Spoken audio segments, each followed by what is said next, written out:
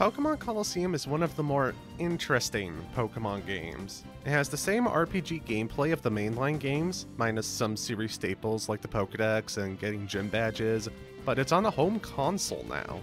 Developed by Genius Sonority, the lead programmer of Colosseum never played a Pokemon game, and there apparently wasn't a single Pokemon expert on the whole team. That might explain why the glitch we'll be talking about in today's video exists, a glitch that I've only ever seen one person talk about. But before we get into that, I want to take a moment to explain a particular game mechanic, as it's relevant to fully understanding this video. So prior to Gen 5, if you had a poisoned Pokemon in your party and walked around, said poisoned Pokemon will take damage every few steps. And prior to Gen 4, your Pokemon are capable of fainting if they run out of HP because of taking poison damage in the overworld. If that happens, you'd either have to use an item like a revive or a rare candy, or go to some place that fully heals you, like a Pokemon Center. Starting in Gen 4, the poison goes away when you reach 1 HP in the overworld, and in Gen 5, you just don't take damage in the overworld at all.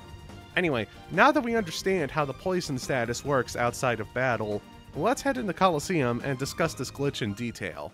Since Pokemon Colosseum is a Gen 3 game, your poisoned Pokemon do take damage when you walk in the overworld, and they will faint if they reach 0 HP as a result of walking around. So, if that happens, that means our options are either using an item like a revive, or backtracking all the way to the nearest healing machine. Well, if we use a revive, our Pokemon will get half its health back, but they'll still be poisoned. This isn't supposed to happen. When you use a revive on a fainted Pokemon, it's not supposed to have any status condition, even if it fainted while having one. So does this mean revives don't heal the poison status in Colosseum? Well, not quite. I had the same question myself, so I got a couple of my Pokemon poisoned.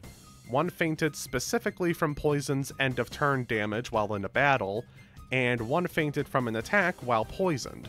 I used a revive on them during the battle, and they both were revived without the poison status. I also tried reviving them outside of a battle where the previously mentioned events happened, and the poison status was still gone after being revived. So, in other words, the only time a revive doesn't get rid of the poison status condition is when a Pokemon faints due to poison damage while outside of battle, when you're just walking around on the overworld. The next question I had was, are any other status conditions glitched? And the answer seems to be no. I didn't test all of them, where the hell do I get frozen? But it feels like a pretty safe assumption to make, as poison is the only way to faint outside of battle, which seems to be what's causing this glitch. There must be something in the code that doesn't remove a Pokemon status condition if they faint anywhere other than a battle. Oh, and just for the record, I tested everything out on both Shadow Pokemon and non-Shadow Pokemon, and everything said applies to both of them, just in case anyone was wondering if maybe this only happens to one or the other. And some of you may be thinking, what about Pokemon XD? It's a sequel to Colosseum, does it have that glitch as well? The answer is no. It looks like they fixed whatever was causing that problem between games.